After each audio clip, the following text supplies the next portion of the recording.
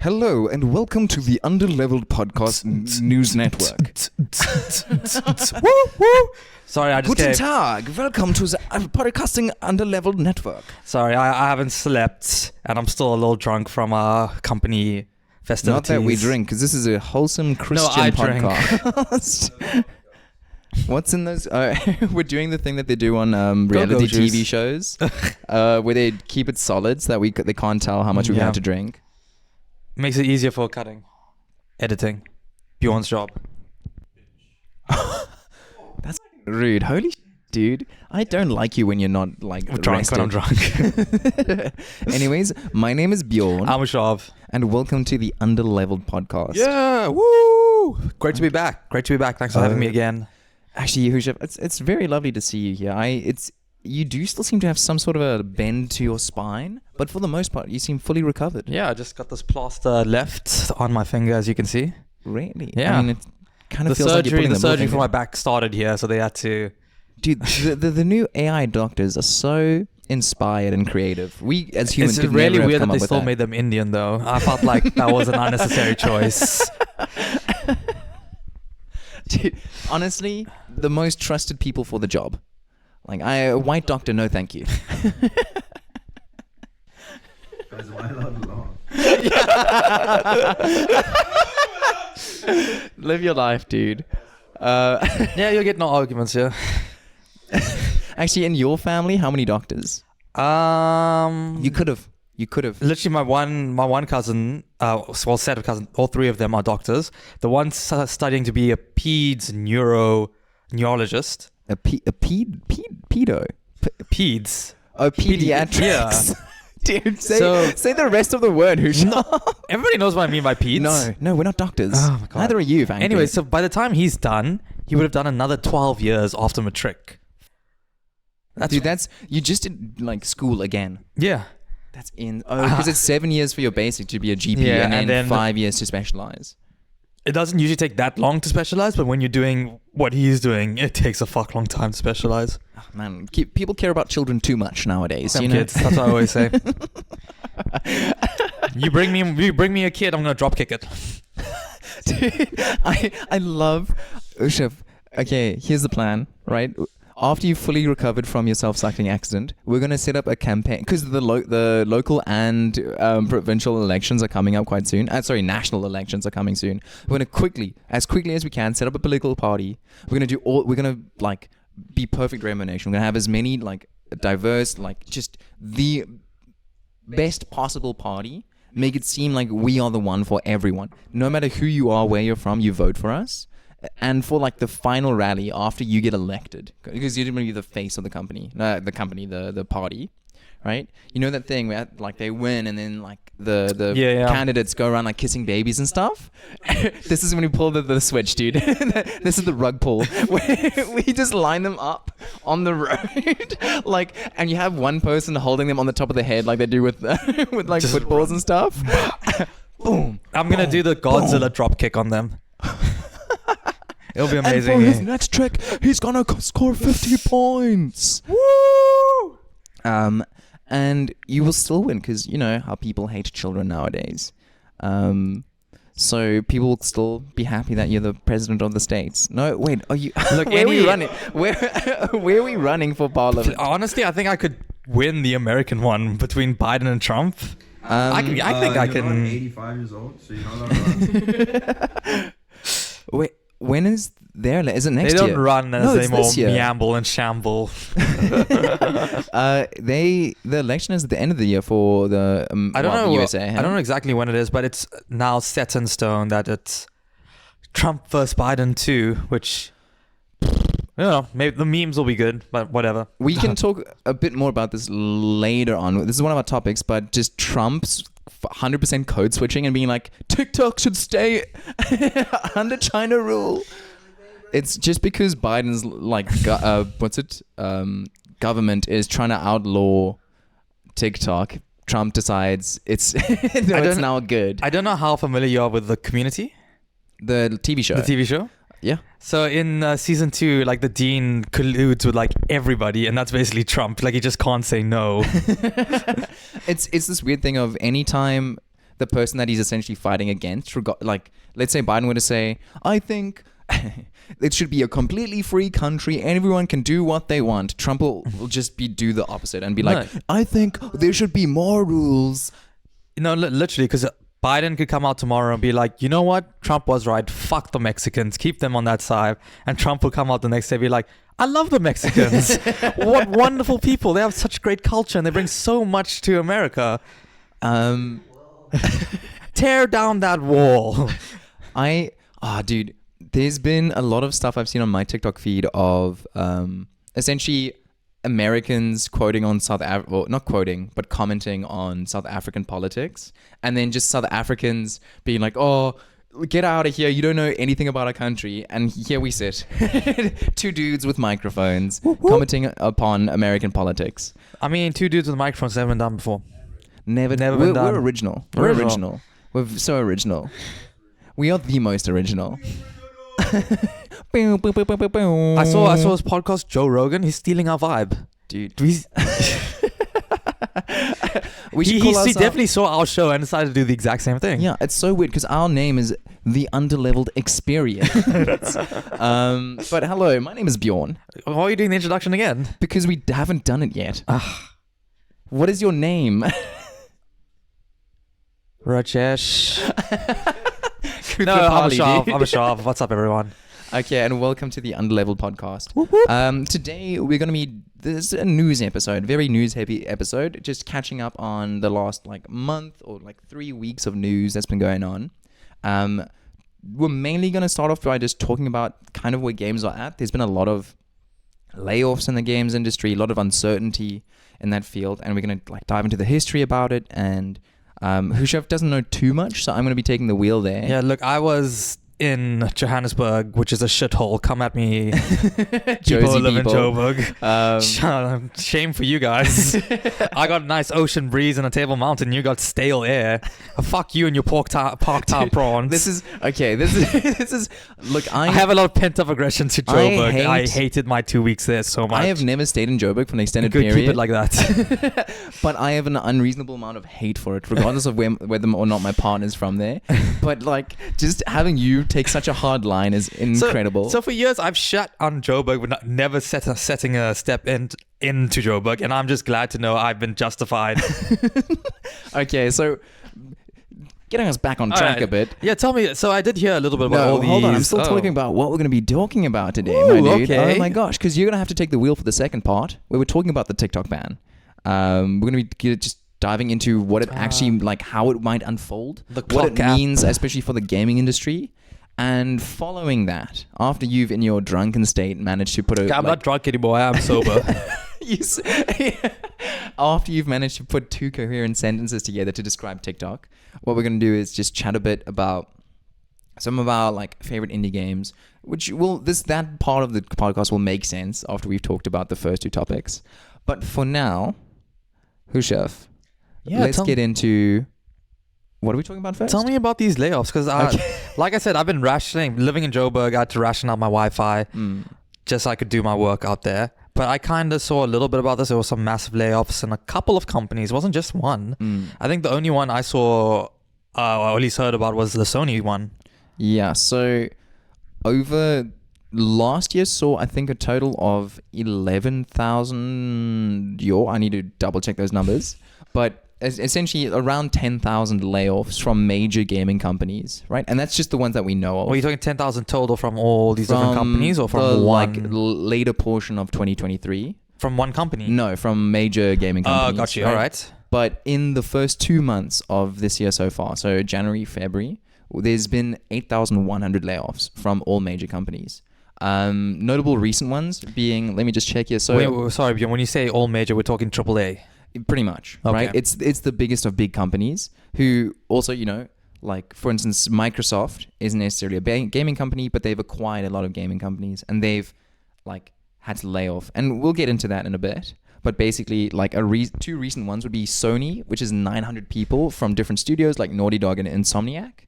And from EA, there were 670 people from its workforce laid off. The Sony one for me is so strange because they've especially Naughty Dog and Insomniac have really hit it out the park with their last 2 games. What Naughty Dog is Last of Us Part 2. Yeah, a remake. Yeah. Or just Last of Us. And then Insomniac is the Spider-Man 2, game, yeah. Originally, Insomniac was known for Ratchet and Clank. Naughty Dog originally known for Jack and Dexter. Wow. This is your PS1 and PS2 knowledge coming Not just through. that. I mean, like before that, Naughty Dog was Crash Bandicoot. Mm-hmm. Did they do Spyro? No, they didn't. It was Crash Bandicoot. So needless to say, like illustrious studios, right? Yeah, Like a these are lot of big history. boys in the game. And it's kind of, if we look at the games industry, there's always been a cycle, right? When games are getting to a certain point, especially from AAA studios, when games are getting to a certain point in their cycle, there's a process of building up your workforce and then laying them off once a project has been released. And that is, side note, it's a weirdly accepted part of the industry. Like, it's kind of fucked up that it's so uncertain. Like, if you, for instance, I'm by trade like a concept artist, right? It's a shit idea that I will constantly have to be like looking for work at least once or twice a year for different game studios. It is a like part of the industry that's become standard, but technically shouldn't be. I don't know, but don't you feel like a person would gain more experience and be able to grow more by going to these different studios and seeing their culture? But that's by like choice, right? Yeah. If you were to get a job and you work at a company for 2 years and you're like, okay, I've trained a bit, let me jump ship. And there's a stat that when people move from one company after having been there for multiple years, even if they get put into the same role at another company, their pay jumps significantly. Right, the process of like looking for a new job every couple of years, it is a standard in the Western world. Yeah, and people get like improvements in their quality of life. It's pretty standard, but normally it's by choice, right? When it comes to game studios and like the cycle of building a game, they so often build up their workforce and let a bunch of them go. And I'm not saying like, oh, this has to end now, but it's a weird part of the industry that we've just grown to accept as being part of it, when if you boil it down, it just breeds crazy amounts of uncertainty in a large portion of the gaming industries. Like, well, at least this is from like big studios, like Hades, Supergiant. They don't go through that cycle. They treat a lot of their employees like family. Yeah. That whole spiel. Very good with mental health. But I think like a lot of indie studios that they do it better. Smaller studios, 100%. I think I was at a talk for what's the local studio's name? The one that here in Cape Town. Sea of Stars. No, Is it the one that did Sea of Stars? Those no, people. not Sea of Stars. They did Terra Null and they did Genital Jousting and Broforce. They're a Cape Town-based studio. Something Fish? No. We'll find it later, but yeah, you went to a talk from them. So I went to a talk from them, and they're an indie studio. They've won accolades, but for the most part, every person on their staff is a generalist. So they will definitely be more on the development and coding side, but they can also do art. So for indie studios, they normally will just have like 1 or 2 artists permanently on staff that can still do other stuff. So you're right in saying that smaller studios probably handle this a bit better. They're not perfect, I imagine. Like a lot of them do contract work with artists and so on. Yeah, but like again, small studios, it is what it is. It's also, I think it has this weird thing of like bigger studios where they will, you don't know everyone that works for the company, right? Yeah. You're just a number. Whereas in an indie studio, you are like a person, you're part of a family. Free lives. Thank you, Eric, the sound guy. Thanks for churning up for work. My first day on the job. You're doing great, sweetie. But yeah, so we're having a bunch of layoffs right now. Yes, and the reasons behind it is varied. There's a lot of hypotheses. So there's no concrete reasons, just game theories. Just a game. We say that every single R.I.P. Matt Pat. We say that every single episode, or at least I do. I love using the word game theories, even for things that don't have anything to do with games. But essentially, some people think that it's massive studios having to caring more about the stocks and having to impress their their stakeholders. So an easy way to pump your numbers is essentially just get rid of all the people that you don't necessarily need right now, and then hire them back up later, to essentially like, oh, we're not spending as much on salary, so our margins are bigger, kind of thing, and it improves stock value. Yeah. Which is one like theory, but tying into that is like COVID. And I think this is like a big thing, is the effect that COVID had on the gaming industry. I don't know how much you know. I didn't really think it had any effect, because I felt like maybe like gaming is one of those that would be much easier to be done at home instead of everyone coming into an office. Well, COVID like pumped gaming.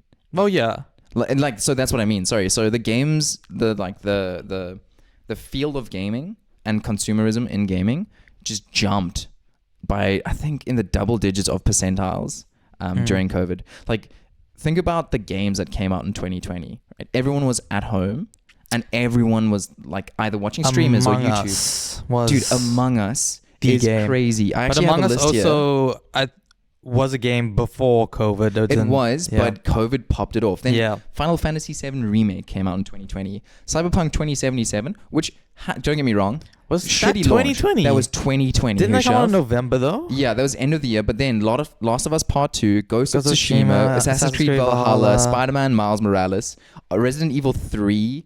There's a bunch of other games. Genshin Impact came out in 2020. Animal Crossing New Horizons came out in 2020. I really got into Animal Crossing during COVID. They were just these waves of games, right, that came out in 2020. And because everyone was at home, people were buying up the Nintendo Switch like no one's business, playing Animal Crossing. People were playing games like no time before that. The jump. Was Stardew Valley also? Stardew Valley came out in 2015. So didn't it reemerge around? Like it got... Dude, it's always... But you know what I mean? Concerned Ape, Eric Barone has 1.1 million followers on Twitter, or X, sorry. Like, he is a solo developer. He is one dude that just essentially made a remake by, like, rather... So, Eric Barone, he remade Harvest Moon. And people were like, this is the shit now. It is. We all wait around Twitter for his updates. Oh, have you seen what he's doing? Every day until... No Wi-Fi. So I think he started it a few days ago, where every single day until the release of the 1.6 update, 1.6, he's releasing a spoiler-free tidbit about the game, which is I've been keeping track. It's really fun. You mean it's about update 1.6? Yeah. So it's all about like there was a theory in the community that harvesting crops from one side as opposed to the other was faster. And he finally said one of the bug fixes for the game is normalizing the speed for whichever side you harvest crops from. I didn't know about that one. So that was like a theory. People were like stressing about this potential bug in the game, and he finally like put a stop to it essentially. But that's what I mean by spoiler-free review or spoiler-free info drop. But yeah, so 2020 was crazy for gaming. Everyone was at home. Everyone was playing games. And that just said a lot to investors, right? A lot of people then pumped money into gaming studios, set up gaming studios. When like, then you had NFTs and all that kind of stuff. People were making games with NFTs. Yeah. Very stupid games. 2020... Like, what was it? Logan Paul's Crypto Zoo. Crypto Zoo bullshit. Yeah. I think that was 2021 though. No, Crypto Zoo was last year. Was it last year? Yeah. Dude, flippin', what's his name? CoffeeZilla. I think it was supposed to come out last year, but investing started in the year before. So then we're looking at 2022? Somewhere there. Yeah. Okay. So regardless, 2020 was just an insane year for gaming. And it like, obviously... People with a lot of money. Valorant also started during COVID. Valorant? Yeah. Oh, shit, dude. It's a big year. Yeah. Big game for toxic players. So 2020 was really, really insane for gaming. And when something is popping off, people with a lot of money that want to make more money start pumping money into that field. Yeah. So you saw a lot of studio acquisitions. like, what was it? How much was Blizzard bought for? Activision Blizzard was bought for, I think, 70 billion. It was $1 billion. It was a crazy amount of money that Microsoft paid for Activision Blizzard that has not paid off as of yet. Because they're still trying to clean up all that shit. That's a mess of a studio. It's a whole other story. But so just studio acquisition after studio acquisition, people wanting to make bigger, better games all the time. But then, do you have any names of studios that came out of the COVID situation that were not created during that time? I try to look it up, but time. But it's a construct. But basically, like, studios were getting acquired.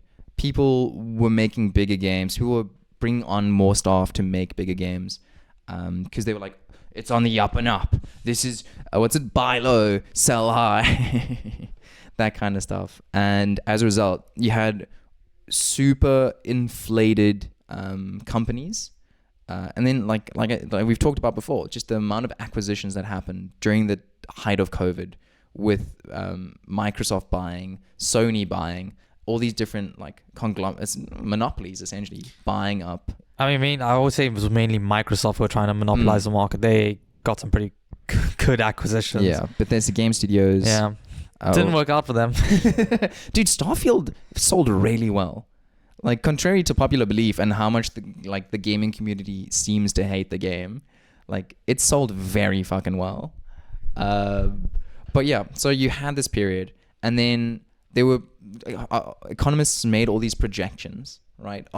It's grown by this much. It's shooting for the stars. And then the bubble popped. Yeah, the bubble popped essentially. So end of 2021, 2022, people start going outside, people start going back to school, people start going back to work. And then the expectations of what could happen fell short. Yeah.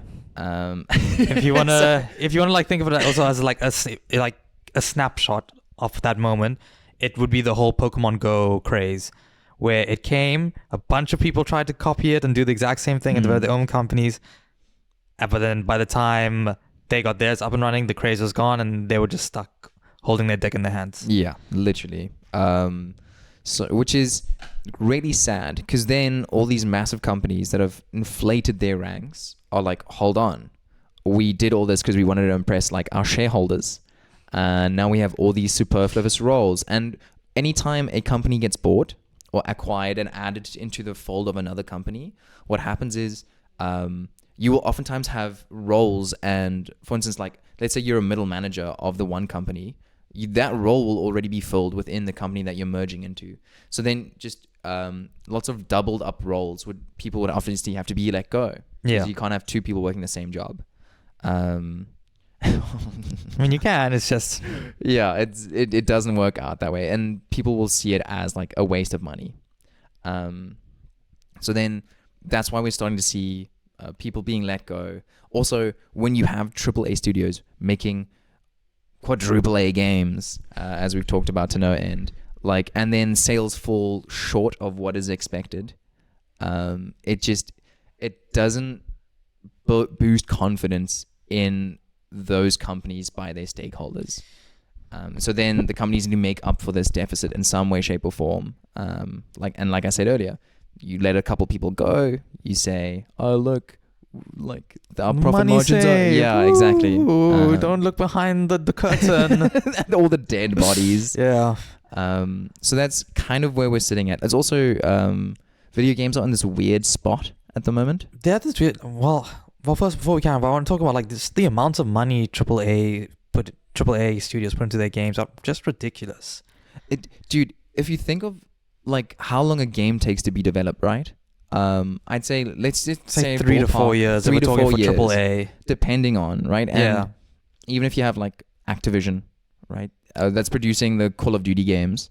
This is like also that's like modern day. Like I remember back in the day, like for PlayStation 2 and 3, like you had a good game, by the next year there's a sequel out. Yeah, it also doesn't help that like the biggest companies control 90% of the market share.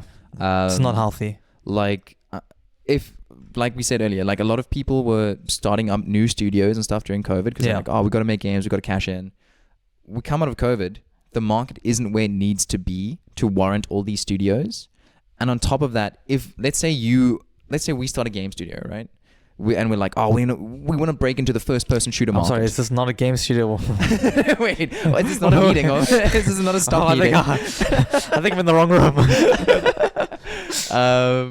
But like, if we want to start and we want to make an FPS game, Yeah. we're fucked. We literally can't get into that field, right? You have all of the Call of Duties releasing every other year. You have, like you said, Valorant. You have the market is so saturated. And the people that control most of the players are live service games and massive companies. Like, for instance, let's say all of us play Fortnite. Okay. I am not going to go play a new game by myself, right? You want to drag the other people with you. Yeah, and you're not going to get that if you're a random ass new studio with no, I guess, legacy. Like, so massive studios control the biggest proportion of your gamers. most well-known franchises. Exactly. Like we were talking just before we started recording, how much Fortnite has changed, right? Because they've done all these collabs, crossovers. Yeah. And while doing that, they have shifted like some of the gaming. Like you can shoot beams now. You can do other things. You can turn into I don't know if you can still turn into Thanos and just like mollywop people, but that used to be a thing. Talk to me. What is a mollywop? What is a molly and what are you whopping? So it comes from Harry Potter when Molly Weasley abused her. No. I was talking shit. You had me for a second. No, not gonna lie, you did have me for a second. But yeah, so that's kind of like where gaming sits at the moment. It's also a bit weird, and we've talked about this a bit before as well, where there hasn't been crazy amounts of innovation. Like, yes, Unreal Engine 5 stuff looks gorgeous, but game controllers have kind of been the same. A lot of the hardware is really cool. The 4000 series RTX cards are crazy powerful, but also like there hasn't been such a massive like change in what can and can't be done in games in the last couple of years. So what I've been seeing for the layoffs is that everybody is scaling down because we're about to go back into AAA studios having multiple different things and doing almost double A stuff and not having everybody focus on doing one quadruple A game because it's no longer worth it to spend 500 million and your game is shit and no one is buying it. Exactly. So I think we're going back to maybe like the PS1, PS2 era where I think we'll see like a lot of games, a lot of AAA studios taking chances, trying to create new stuff. But, we'll see because the fifth gen of consoles? No, dude, it's like the 9th or 10th gen. Well, whatever generation we're in right now has been a failure. Do you rate? Yeah, between, what's the Microsoft... What are we on for Microsoft? Xbox Series X. Xbox Series X has been a failure. PlayStation... We talked about this before, the PlayStation 5. PlayStation 5 fell short by 4 million, but... Like they still sold 21 million last year. Look, they still we're looking at it from a gaming aspect and looking at the games that come out for that console. Yeah. Okay. It's not as good as what it was in the past, where not a lot of people are willing to take that chance on for a console exclusive. It's so much easier to take your idea and do it for PC, develop it there, and then if it pops off, you take it across. And I think that's why consoles... Ooh, I think I'm going through puberty there. I think that's why this generation of consoles is not done as well as it should. But I feel like, a lot of people still buy consoles because it's just something that you need for the house now. Like a TV or a toaster or a kettle. It's just one of those things. It's a standard. Yeah. Everyone is also like stoked to get a console. But yeah, so actually talking about what you said earlier, we're definitely going to see... a lot less of games that are go anywhere, do anything. Yeah. For sure. I think it takes too many resources to be able to make a game that is go anywhere, do anything. I think the best example that's recent is Starfield, because it's not a go anywhere, do anything game. It's a go anywhere as long as it was one of these 5 planets. And see nothing. Do only the things that we tell you to do, because the scope is too big. You need too many people over too many years to then, and like you said earlier, it's so expensive to do that. if you are paying the salary of a single artist living in California, right, over the course of a year, dude, that's $80,000. I don't even know. I think it's a disgusting amount. And if your team is 400 people and multiple levels, like you're not going to be paying your grunt artists the same as your art director, right? So we're just going to see a lot more of, I think, and I'm excited for this, like just an adventure game or I don't know, games that are less general. Yeah, look, we don't get like your classic like platformers or shooters like we discussed them earlier. Insomniac and Naughty Dog's biggest successes in Jack and Dexter and Ratchet and Clank. We don't see those type of games anymore. People want to be very realistic. They don't want to go back and like not like rehash the old stuff, but like maybe put like a new spin on it. There's a lot of remakes. I mean, Final Fantasy VII Remake Part 19 came out like 2 weeks ago. But apparently it's like it's really good. I saw the one thing I've seen of it besides like a gameplay trailer was someone made a mod to make all the female characters muscle mummies, which is very cool. I'm excited. The only thing I saw, besides like people like, you know, gushing over how great it is, and I think it does fix quite a bit of stuff from the original. I'm not like I'm not a Final Fantasy like fan at all. But there was some like guy who was complaining about, is it Cloud? No, Cloud is the main character of the series. I think it was Cloud. Like he had the character go into the water and then get out. He's like, oh my god, look, he's not wet. There's no water dripping off him. And everyone's like, shut the fuck up. Do you know what Final Fantasy is about? Why are you complaining about this? Yeah. So that being said, I think independent developers or just smaller scale developers then take over the mantle of making the more creative stuff. Yeah. Which they are afforded the opportunity to make mistakes, because they don't have to like go to shareholders and explain why they're not meeting certain quotas. Yeah, which is very nice for them. I mean, but you know, dog world for them. If they fail, they don't eat. Yeah, which is very like frustrating, I can imagine, as an indie developer. But as a result, you get really, really cool titles coming out with creative. Like the innovation is coming from indie. I don't think innovation is coming very much from AAA studios at all. But talking about indie and so on, there's a bit of a pivot, but into the TikTok ban. Oh yeah, because a lot of indie developers is about to die. So like a lot of indie developers rely on social media to promote their games, right? Because it's expensive to do marketing. Like marketing oftentimes is 50% of a budget of a game. So if you can potentially get a TikTok that pops off, or someone else to cover your game and it pops off, it's best done on something like TikTok. Yeah, I mean, like that was the strat earlier, let's say 10 years ago, was to get PewDiePie or Markiplier to play your game. Yeah. And you'd see your sales quadruple, basically. Yeah. Whether it was a shit game or not. Yeah, I mean, like I remember Yandere Simulator, sorry. Where it was like no one was playing it. It was born from a fucking, what's that green text where all the insults 4chan. are? Yeah, it was born from 4chan. We hushav, don't say bad things about 4chan. We 4chan. Bow down to our 12-year-old overlords. So it was born from that, and there was like maybe 100 people playing it, which is still pretty decent. But then like Markiplier found it, and then it like went to like 1 million, and that man has been still living on that success. One day I'll do a full Yandere dev Yandere simulate and Yandere dev breakdown. It's a crazy story. I'm very keen on us spending a couple weeks, if not months, exploring every single like hentai-esque game that's on Steam. And then we come here. I'll go back to Joburg and you and Kieran do that. Rick is in. Rick is very in. Dude, Honey Pop 2. Honey Pop's, I watched people play through Honey Pop. Dude, it's somehow so good. There was a guy who did it on YouTube and he didn't cover anything up and YouTube didn't take it down.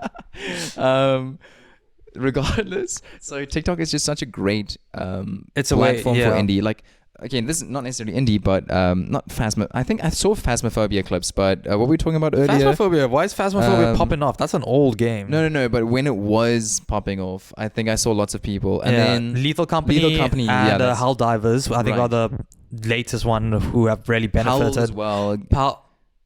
Powell, yeah, Powell. Oh, sorry. I just thought you were looking at the counter that No, I went was- down of I- us spending I an was trying to episode not think. talking about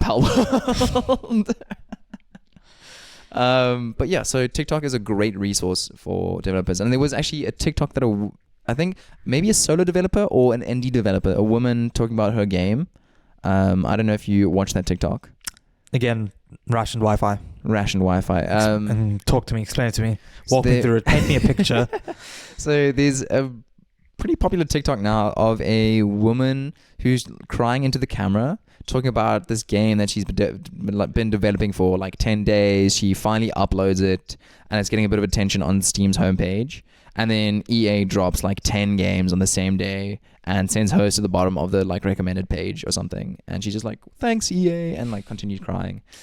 Which, you know, sucks when a massive developer can also drop a ton of games and just kind of push you out, which is what we talked about earlier. But I played the demo of her game. It's not that great, dude. Maybe it's just not made for you. No. It feels like a com-sci student's game project. What game? Like, what's the game called? It's What's called, it about? Potions: A Curious Tale. Is it like 2D? Like it is a 2D 2D-ish kind of game. Yeah. Basically, you are playing as this apothecary kind of apprentice that shows up on this island, and you are apprenticing to what I gather is your grandma, but is also like a witch. I've actually seen TikToks about this game, but like months ago. Okay, I did bookmark it as a game to check out. I hope we're talking about the same game, but No, we are. basically, We definitely are. the I know. character art is beautiful. It is, Whoever did the yeah. characters is phenomenal. And that's where the art stops. Genuinely, that's like it's very unfinished. It feels like a lot of stuff hasn't been optimized. It's just a demo right now, so... No. The full game's released. Oh, the full game's released. I just played the demo because I don't want to have to buy the game. But if the demo, what is the thing that is meant to drum up support and get people interested to buy the full release, if the full... it doesn't make sense not to have the demo be the best part of your game. And if that is the best that the game can offer, then I hope that they learn from this experience and they like continue building on it. But it wasn't that like great of a game to begin with. I got to be honest. The visuals are very inconsistent. But sorry, I'm just shitting on this person's game. But yeah, she was crying about it. So she was crying about it. And now her I think the number of reviews for the game quadrupled. And good reviews. For the most part, I think it's just people supporting her because she was crying on TikTok. And they felt like... Should we cry about how we're not getting views on our podcast? Dude, it's so sad when the podcast that you just started isn't getting the right amount of views. And then Joe Rogan posts his and Miles goes to the bottom of the list. Why'd you sound like Poopy Butthole? Dude, that's hooey. But yeah, so now she got more attention to her game, and you can see her streaming it, which is so weird. I hate that function of Steam where if you go onto a games page and you can see and the stream, and if you scroll down, it pops up in the bottom right corner, and I'm just like, I don't have me look at this games page. I don't want to watch a bad Twitch stream right now. I also don't like that feature. But she got attention. She got what she wanted, and she's probably made a bit more money off of it than she would have. The game's a game. Good for her. Yeah. Regardless, TikTok is a way for people to get eyes on their shit. But regardless of how good or bad it is, it gets eyes on your stuff when traditional marketing techniques would cost way more. And so this brings us to the ban that's potentially going to come out of the US. Yeah. So, this has been talked about for a while now. What's the Senate? Is it the Senate? It's the House. The House. The House did a vote recently. So yes, they did, and they passed a bill. It's not a TikTok ban. It is just a way for them to attack. I think the company who does TikTok is ByteDance. Yes. They're trying to force them to sell almost a share and have it run by an American branch. Yes. But like I said, this is not aimed at TikTok. This is just them crying because they can't control the data and spy on you anymore through Meta, Microsoft, and all their traditional ones that they use to spy on Americans. So they're just upset that China is coming in, doing it better, and they can't get a slice of that pie. So basically, whenever any company who's not American pops up with some really good social media, be it some type of game or I don't know, whatever, another social media app. Dude, I'm gonna say one word to you. Well, 3 letters actually. Sure. MSG. Same shit. You mean like what you put in Chinese food? Do you not know the story of MSG? Yeah, you put it in Chinese food. It's delicious, first of all, but MSG was a product of the like Eastern world, and then the US government was like, no, they're making this, and so they funded studies to say that it was unhealthy for you, and then they replaced it with some weird chemical, tetrahexyl blah blah which blah, is MSG, which is but worse for you. Like it is more carcinogenic than MSG. So it's the same kind of shit essentially. So America hates it when foreigners, for some reason Asians, come in and do their work better. So if it has passed. No, well, debatable. Yes, because it went through the House, and now it needs to go to the Senate, and then it still needs to be instituted into law. So it will because it's definitely been funded by Meta. Yeah, because they're like, no, we spy on the Americans, not you. I know what they're searching on, not you. But it's like the dumbest part of it is that it doesn't even really target, because they can't target China, for instance. They can't target ByteDance. The legislation says that if you are an app store of some kind, you will be fined $5,000 per user that uses your store to buy the app. So, for instance, let's say on Apple, on the Apple Store. Yeah. That's for the sake of my brain, 500 people, let's say 100 people get TikTok through the App Store if Apple doesn't take it down. So then it's be 5,000 times 100. 50,000? I don't know. 50 million? I don't know. 500,000. Okay. So then Apple would be sued 500,000 by the US government if the law gets instituted. Yeah. Right. And so that's how so in actuality, they're just going to end up harming American businesses through this legislation. They don't care. They're doing this to protect the children, Bjorn. You don't care about the children, as per our earlier conversation. The same with American governments. They're coming in through the back door. But basically their main thing of doing this also is to be like, we're trying to protect the children. They're seeing all these things. No. Dude, what are they seeing? The real news, the actual education. Because also, I don't know how much to politics you want to get, but... completely unqualified, I am, but I'm happy to talk about politics. Like America has very strong ties to Israel, and the documentation of what's happening in Palestine has been done mainly on social media, mainly Twitter and TikTok, and Israel's very upset about that because everybody's seeing the truth. A lot of the American public is against Israel, and they don't like that because they're buddies with America. So that's another reason why they're trying to attack TikTok, just so they can censor and control the narrative themselves. America doesn't like people to be able to think for themselves. I agree 100%. My only counterpart would be say, just because someone uploads a TikTok doesn't mean they know what they're talking about. And that applies, TikTok is a great place for misinformation. Yeah, they don't have the same thing that Twitter has to check, and you can get that correction. I will say also, this is not me being they're misinforming us about the crisis in Palestine.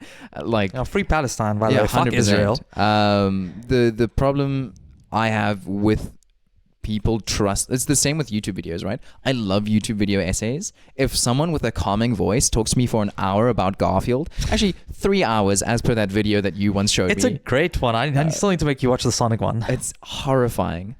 For any people interested, How the Internet Ruined Garfield is the video we're talking about. By Super Eye Patch Wolf. But I never fact checked video essays. I just trust this person who appears to have done really good research.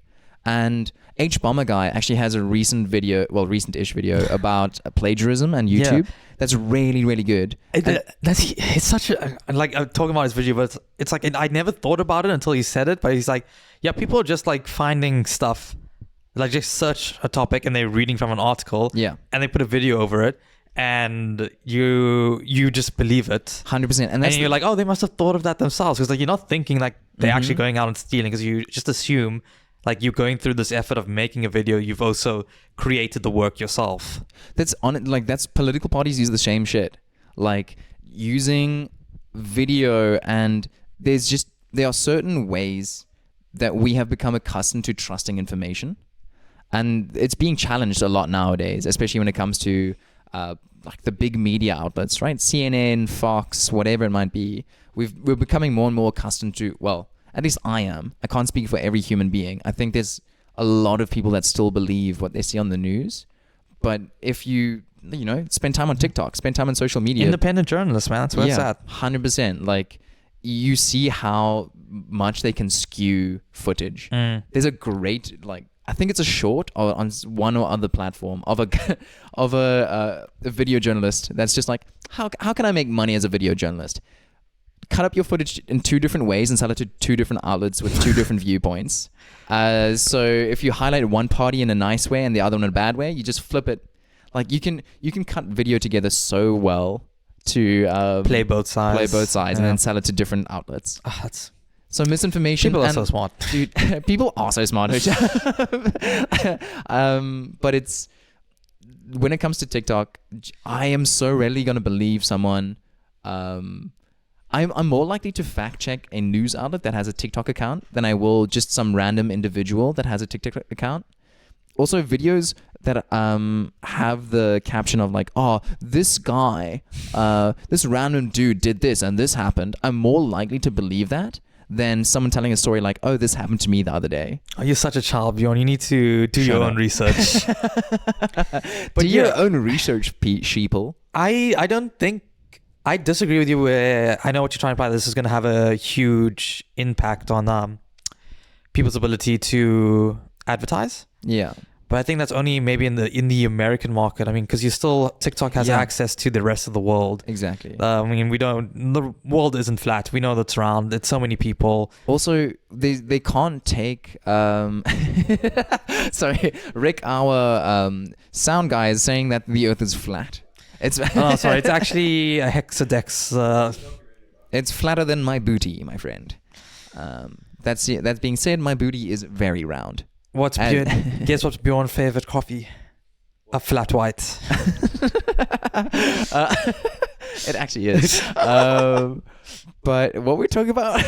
All right, so I don't think it's gonna be the rest of the world. Also, if you have the app, if you have TikTok on your phone right now and you're in the US, the American government can't take it off, can they? No, they can't. Also, VPNs exist. Yeah. Like, There'll be like a little extra step for people to try to get TikTok, but there's definitely going to be people who are going to like buy some phones, download TikTok to all of them, and then sell it for like triple the value. Be like, limited edition phone with TikTok. Get it now. What is the program here? So if you have a Google phone in South Africa, and what was outlawed on the like Google Play Store because we're part of BRICS? Fuck nuggets. Don't know what you're talking about. Dude, shit. I want to fact check this. We might have to jump around a bit, but essentially here in South Africa, there was an app that wasn't allowed because of our participation in the BRICS program. And it was fairly recent, wherein on the Google Play Store, people just made a separate app that allowed you to have access to this other app. And people find a way. People literally find a way. This is what happens when, it's a bunch of 70-year-olds making your policies. Mm-hmm. They don't know jack shit. I sometimes, when I can handle the amount of cringe, I go back and watch the interviews of the Chinese official, what's it, the Senator, I'm from Malaysia. But you have a Chinese passport. No, Senator, I am from Malaysia. He's ByteDance is based in Singapore, I think. Now we're getting into specifics. I'm great at talking general, but I'd have to look it up. But ByteDance is a Chinese company. Yes. I don't know if you're right and it's based out of in Singapore. Regardless, what is that representative's name? I can't remember right now. The But racist guy. No. The ByteDance representative who was at the Oh, hearing. I might be racist just saying it. But I think it You just was started throwing Zhu or Zhang. Zhao. You know what? No, Let's he wasn't bleep- from Avatar. My head's still there. Admiral Zhao. But I saw the TikTok that he put afterwards, and he's like, "We're gonna still." There are so many things that like still have to happen before the law gets passed, if Yeah. it does get passed, and then even if it does get enacted, it still says that ByteDance has to either like remove themselves from these stores or sell it to a company within 5 months. So at the very least, I'd say there's a year to a year and a half before anything like actually happens. Definitely won't. I think they're just waiting for me, like, just give us a little money, and we'll make it go away. Mm. Come on, TikTok. It's you make loads. Ooh, ice cream so tasty. Being chilling. Dude, Being where's chill- John Cena when you need him? But anyways, we're getting like very off topic. Yeah. Point being, so yeah. TikTok. We're the losing ban- our American audience. Sorry, guys. This is probably the last TikTok you'll see of us for a while until your government decides to not be dicks. But just, for the sake of highlighting smaller indie devs and some smaller games. Yeah. Social media is so important for them. Yeah, so let's just talk about a couple of the smaller games that we have. Like, not that we have the world's biggest audience, but you never know. Maybe one of our friends watches this and is like, "Hey, actually, I'll give it a shot. Let me drop a couple dollars on this game." I don't know. Where do you want to start? I don't know. It's been. If I want to talk about indie games, I'm just going to talk about Hades or Hollow Knight, which are already so well known. But maybe if you haven't checked it out already, I would start with. Let's see. If you are into your bi boys, then I would say Hades. You just like boys love. Yes. Okay. Him and Thanatos. What a fucking hot couple. Okay. Hold on. Does the You can romance like the subreddits and stuff or like just the fandom of Hades? Are there a whole bunch of different relationship shippers? So you can only romance 3 characters in the game. Yeah. Dusa, who's just a Gorgon Also, head. side note, this is not a romancing game. It's not a romance. It's a dungeon crawling slash It's a hacker. roguelike game. Very hard, very difficult. One of those games when you defeat a boss, you get that dopamine rush because you have to work for it. Mm. But yeah, sorry. You can romance 3 characters. Let's get back to the important part. Dusa, who is just a floating Gorgon head, she is the cleaner of the underworld also. She keeps everything nice and tidy. Then there's Megara, one of the Furies. Yeah. And Thanatos, the god of death. Okay, and which one's your favorite? I do the one where when he starts dating both Megara and Thanatos, then you can make them have a threesome. Okay. So Hades is who developed it? Supergiant. I didn't mention them earlier about how well they treat their employees, but the actual game is so fun. Roguelike game, and it's actually a lot deeper than you think initially, because there's so many things you can do in there that are not explained because they kind of just throw you into there and you have to figure everything out. It's not you don't get a tutorial that teaches you how to play the game. The closest thing you get to a tutorial is that you can choose your weapons. You get 6 weapons to choose from, but in the beginning you only have 1. But when you choose any of the weapons, you can just see on the side what pressing each button does, and that's the only tutorial that you get. Other than that, you're on your own. Go in, figure out your enemy's weaknesses, how to approach each of them. When you get to your boss battles, it's almost like your old school. You have to look and see what are the patterns of the boss, what are their power-up moves, when are they vulnerable, when do I need to go in, go out. Really fun. Awesome. Okay. It's a very well-known game. It's very popular. It's gotten awards. But Hades 2 is coming up, so I thought I might, Very nice. What would you want to see from Hades 2? So Hades 2 is going to focus on his sister. I can't remember her name. We think it's his sister, but anyways, it's going to be more magic based. So the main character is different. Yeah, the different main character is going to be more magic, and she is not a why can't I remember his name? Zygote. Zion. I can't remember the main guy's name in Hades. Oh my god, this is so embarrassing. Isn't It starts with a Z. Isn't it Hades? I mean, No, that's his dad. Zexel, Zygotes, Zagreus. Zagreus. Oh, I'm so sorry, Zagreus. Wait, he's not a real person. He is to me. But Okay. anyways, yeah, it's gonna be his sister, and she is a spellcaster. So all the new god ability. Oh yeah, so I forgot to mention. Yeah, as you're going through each level, you get boons from the different gods. I think that out of the 12 Olympians, I think only 7 or 8 of them are in the game. And every time you go to a new room or every other room, you can get a boon from a god, so a new ability that will like upgrade your dash or your strike or whatever, and just make your weapons better and better. So as you progress, you get stronger. So I think, so she is going, so the main character of Hades 2 is the sister. She's going to be a spellcaster, so she's not going to be using any weapons, where all Zagreus did was use guns, arrows, bows and arrows, swords. spears, yeah. She's going to be a Gladiuses. spellcaster. I think they're going to be doing all the other gods that didn't appear in the first Hades, Okay. because there was quite a few that were left out that we Is never it- see. Apollo was the big one. I can't remember the other ones right now off the top of my head. Is there something from the first Hades game that you don't want to see in the second game? Something that you didn't enjoy, or were you like perfect game? It is a perfect game for me. Like it's the Okay. first game that I played where I was like, I kept wanting to go again and again and like buy like all the like Did you stuff to, 100% it? like decorations nearly. Well, I did, except like buying like the decorations, all the soundtracks, and all those like small extra things, because I just kept replaying the game again and again and again and again, and I just had so much resources to purchase things, and I'd already purchased all like the important things that I need for story. Okay. Yeah, really fun. Awesome. So that's Hades and Hades 2. I'm just gonna highlight like 3 really cool games quickly. So Hades is very much like, if you enjoy it, faster paced stuff. I think indie oftentimes explores less fast paced things. Like Hollow Knight is also quite intense. You do find like Bulletstorm games like Cuphead and what's the one I'm playing? Enter the Gungeon.